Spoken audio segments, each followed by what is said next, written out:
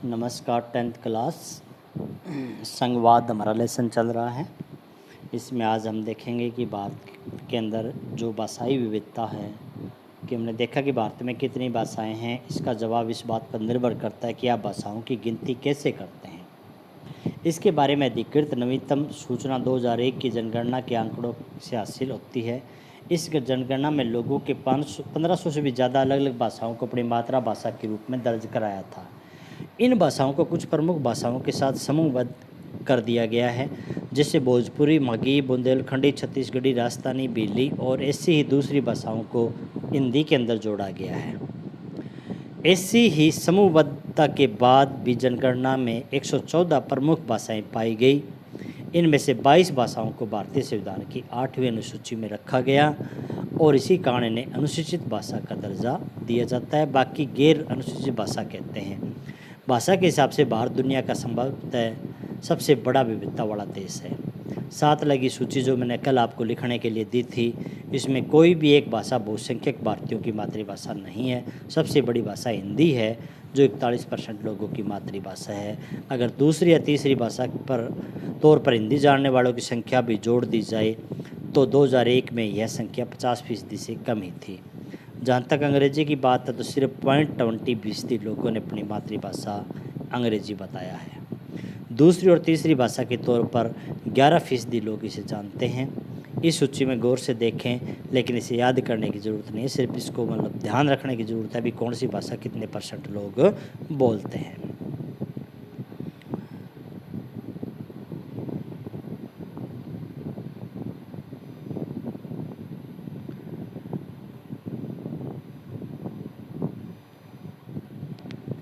राज्य पुनर्गठन आयोग की रिपोर्ट, जो आज से ठीक 50 साल पहले 1 नवंबर 1956 को लागू हुई थी, अपने दौर और अपने तरीके से इतने राष्ट्र के राजनीतिक और संस्थागत जीवन को एकदम बदल दिया था।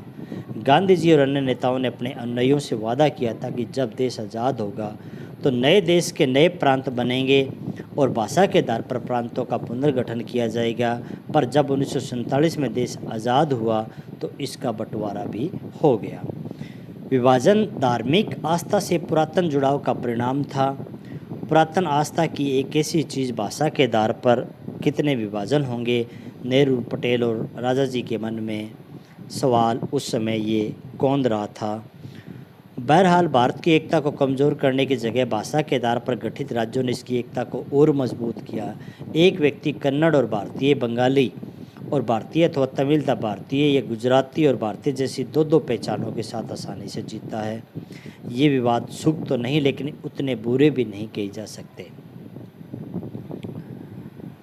भारत में विकेंद्रीकरण, हमने पढ़ा कि संघीय सरकारें 2 या अधिक सत्रों वाली होती है। संघ में 2 प्रकार की, या तो 2 सरकार तो होती है, तीसरी भी होती है। हमने अपने देश में 2 स्तर वाली सरकार की चर्चा की है, पर भारत जैसे विशाल देश में सिर्फ 2 स्तर की शासन व्यवस्था से भी बढ़िया शासन नहीं चला सकता। भारत ने प्रांत यूरोप के स्वतंत्र देशों से भी बड़े हैं। ये हमारे राज्य इतने बड़े हैं कि हो सकता है यूरोप में इतने बड़े देश ही ना हो। जनसंख्या के हिसाब से उत्तर प्रदेश रूस से भी बड़ा है। महाराष्ट्र लगभग जर्मनी के बराबर है। भारत में अनेक राज्य खुद भी अंदरूनी तौर पर विविधताओं से भरे हुए हैं। हमारे राज्य भी ऐसे हैं, एक राज्य में कई भाषा बोलने वाले लोग मिलेंगे आपको, कई धर्म के लोग मिलेंगे। इस प्रकार इन राज्यों में भी सत्ता को बांटने की ज़रूरत है। भारत में संघीय सत्ता की साझेदारी 3 स्तरों पर करने की ज़रूरत है, जिसमें तीसरा स्तर हमारी स्थानीय सरकार होती है और यह प्रांतीय स्तर की सरकार के नीचे होती है। भारत में सत्ता के विकेंद्रीकरण के पीछे ये तर्क दिया गया। इसके फलस्वरूप 3 स्तरों की सरकार का संघीय ढांचा सामने आया, जिसमें तीसरे स्तर को हम स्थानीय शासन कहते हैं। जब केंद्र और राज्य सरकार से शक्तियाँ लेकर स्थानीय सरकार को दी जाती है तो इसे सत्ता का हम विकेंद्रीकरण कहते हैं, सत्ता को फैला देना। विकेंद्रीकरण के पीछे बुनियादी सोच ये है कि अनेक मुद्दे समस्याओं का निपटारा स्थानीय स्तर पर ही बढ़िया ढंग से किया जा सकता है। लोगों को अपने इलाके की समस्याओं के बारे में बेहतर समझ होती है और लोगों को इस बात की अच्छी जानकारी होती है कि पैसा कहाँ खर्च किया जाए और चीज़ों को अधिक कुशलता से उपयोग किस तरह किया जाए। ये कहता है स्थानीय सरकार बनाने के पीछे उद्देश्य क्या बताया इसने। ये कहता है कि जिस जगह पर रहने वाले लोग हैं, जैसे गांव की समस्या के बारे में कौन जानता है, गांव के लोग। प्रधानमंत्री या मुख्यमंत्री की तुलना में गांव के लोग हैं वो गांव की समस्या को अच्छे ढंग से जानते हैं। गांव के लोगों को ये पता है भी ये समस्या दूर कैसे हो सकती है। इसलिए कहते स्थानीय सरकार में पंचायत होती है, गांव में सरपंच होता है। सरपंच का चुनाव कौन करता है? गांव के लोग। सरपंच कहाँ का होता है? उसी गांव का होता है। तो गांव के काम मुख्यमंत्री की तुलना में सरपंच अच्छे ढंग से करवा सकता है। क्यों करवा सकता है? क्योंकि उस गांव में प्रॉब्लम क्या है मुख्यमंत्री को नहीं पता, लेकिन सरपंच को पता है। उस प्रॉब्लम का हल क्या है मुख्यमंत्री को नहीं पता, सरपंच को उसका हल अच्छे ढंग से पता है। इसलिए कहता है स्थानीय सरकार का बड़ा महत्व है। स्थानीय सरकार को पता है कि गांव में पैसा कहाँ खर्च किया जाए और चीज़ों का अधिक कुशलता से उपयोग कैसे किया जाए। इसके अलावा स्थानीय स्तर पर लोगों को फैसले में सीधे भागीदारी बनाना भी संभव हो जाता है। इससे लोकतांत्रिक भागीदारी की आदत पड़ती है। स्थानीय सरकारों की स्थापना स्वशासन के लोकतांत्रिक सिद्धांत को वास्तविक बनाने का सबसे अच्छा तरीका है। विकेंद्रीकरण की जरूरत हमारे संविधान में भी स्वीकार की गई है। इसके बाद से गांव और शहर के स्तर पर सत्ता के विकेंद्रीकरण की कई कोशिशें हुई। सभी राज्यों में गांव स्तर पर ग्राम पंचायत और शहरों में नगर पालिकाओं की स्थापना की गई और इन्हें राज्य सरकारों के सीधे नियंत्रण में रखा गया। इन स्थानीय सरकारों के लिए नियमित ढंग से चुनाव भी नहीं कराए जाते थे। इनके पास न तो अपना कोई अधिकार था न संसाधन थे। इस प्रकार प्रभावी ढंग से सत्ता का विकेंद्रीकरण नाम मात्र का था। ये कहता कि शुरू के अंदर पंचायतें बनाई गई 1992 से पहले। पंचायतें थी, शहरों के अंदर नगर पालिकाएँ होती थी, लेकिन उनके पास पावर नहीं होती थी, न ही उनके पास कोई संसाधन था। तो सत्ता का वैसे तो कहते हैं विकेंद्रीकरण हो गया, लेकिन नाम मात्र का। पंचायतों को कोई पावर नहीं थी, नगर पालिकाओं को कोई पावर नहीं थी। इनको पावर कब मिली? 1992 में। 1992 में हमने हमारे संविधान में संशोधन किया, हमने हमारे संविधान में बदलाव किया और बदलाव करके जो हमारी तीसरी सरकार है, तीसरी कौन सी? पंचायतें, नगर पालिकाएँ, नगर निगम, इस सरकार को हमने पावर दी। पावर क्या दी? 1992 में हमने हमारे संविधान में क्या चेंज किया? पहला चेंज किया बताया इसने कि इससे पहले जो स्थानीय सरकारें थी, जैसे गांव में पंचायत है, इसका चुनाव का निश्चित टाइम नहीं होता था। पंचायत का चुनाव 5 साल के लिए भी, 6 साल, कोई टाइम नहीं था। 1992 के बाद में ये तय कर दिया गया कि गांव में पंचायत का चुनाव 5 साल के लिए होगा। जैसे ऊपर की हमारी सरकारें होती है, ऐसे भी पंचायत भी 5 साल के लिए चुनी जाएगी। 5 साल बाद में पंचायत का चुनाव दोबारा होगा। ये टाइम फिक्स कर दिया 1992 के बाद। दूसरा बदलाव क्या किया गया? निर्वाचित स्वशासी निकायों के सदस्यता पदाधिकारी के पदों में अनुसूचित जाति, जनजाति तथा पिछड़ी जाति के लिए सीटें आरक्षित।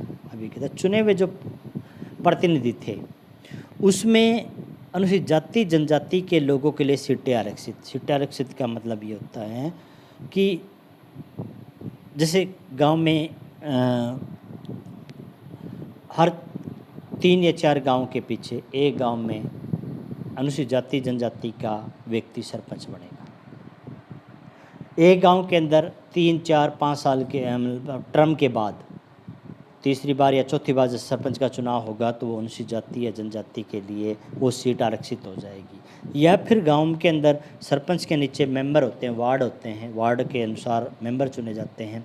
उन मेंबरों के अंदर भी मान लो किसी गांव में 10 मेंबरों का चुनाव होना है, 10 में से 3 या 4 जो पद हैं वो अनुसूचित जाति या जनजाति के लिए आरक्षित कर दिए गए। कम से कम 1/3 पद महिलाओं के लिए आरक्षित। गांव में 9 मेंबर हैं, गांव में 9 मेंबर बनने हैं तो 3 महिलाएं बनेगी।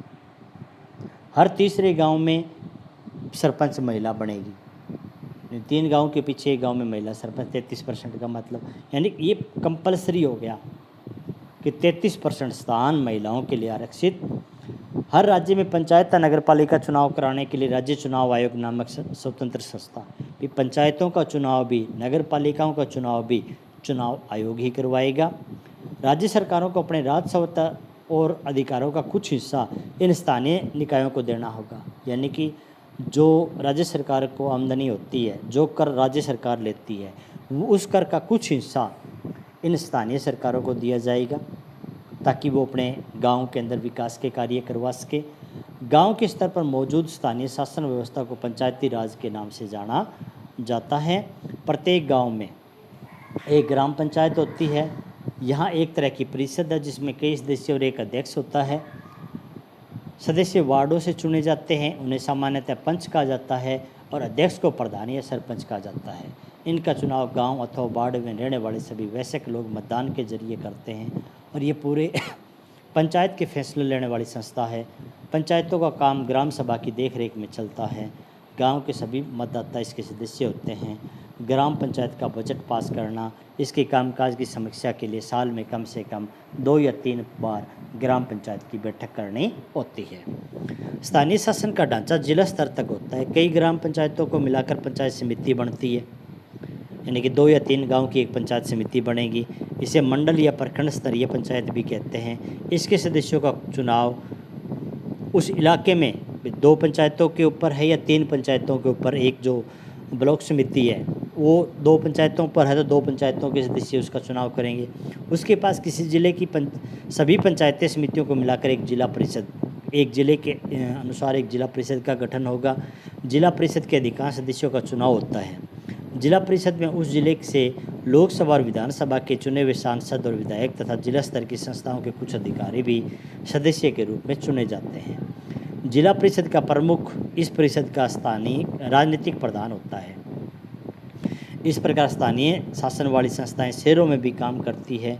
शहरों में भी 3 प्रकार की, जैसे जनसंख्या के आधार पर एक होती है नगर पालिका, उससे ऊपर होती है नगर परिषद और उससे ऊपर होती है नगर निगम। शहर भी 3 प्रकार के होते हैं। जनसंख्या जहाँ पर लगभग 5 लाख के आसपास जनसंख्या है वो नगर पालिका, 10 लाख के आसपास नगर परिषद, 10 लाख से ऊपर है वो नगर निगम कहलाती है।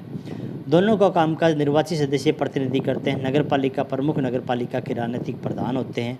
नगर निगम के ऐसे पदाधिकारी, नगर निगम का मुख्य होता है, उसको मेयर कहा जाता है। स्थानीय सरकारों की यही नई व्यवस्था दुनिया के लोकतंत्र का अब तक का सबसे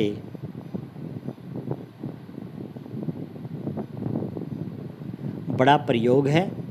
नगर पालिकाओं और ग्राम पंचायत के करीब 36 लाख लोगों का चुनाव होता है। यह संख्या भी अपने आप में दुनिया के कई देशों की कुल आबादी से भी ज़्यादा है। स्थानीय सरकारों को संवैधानिक दर्जा दिए जाने से हमारे यहाँ लोकतंत्र की जड़ें मजबूत हुई है। इसे महिलाओं का प्रतिनिधित्व बढ़ाने के साथ ही हमारे लोकतंत्र में उनकी आवाज़ को मजबूत किया है। बहरहाल इन सब के बावजूद अभी भी अनेक परेशानियां देश में हैं। पंचायतों के चुनाव तो नियमित रूप से होते हैं और लोग बड़े उत्साह में से हिस्सा भी लेते हैं, लेकिन ग्राम सभाओं की बैठकें नियमित रूप से नहीं होती। अधिकांश राज्य सरकारों ने स्थानीय सरकारों को पर्याप्त अधिकार भी नहीं दिए हैं। इस प्रकार हमें स्थानीय स्वशासन की आदर्श स्थिति से भी हम कुछ दूर हैं।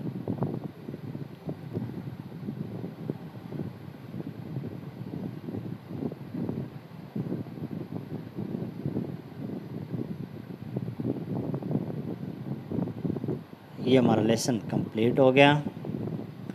आज हमें इसमें जो लिखने का काम है वो है ये रहा। 1992 के जो हमने संविधान संशोधन किया, उस संविधान संशोधन के तहत जो बदलाव हुए, संविधान संशोधन के तहत जो हमारी स्थानीय सरकार में वो क्या थे, ये जो बदलाव इसने दिए हैं 2, 3, 4 और ये 5, ये पांचों जो बदलाव हमारी स्थानीय सरकार में आए, ये पांचों बदलाव आपको लिखने हैं। ये आपके राइटिंग का काम है। धन्यवाद।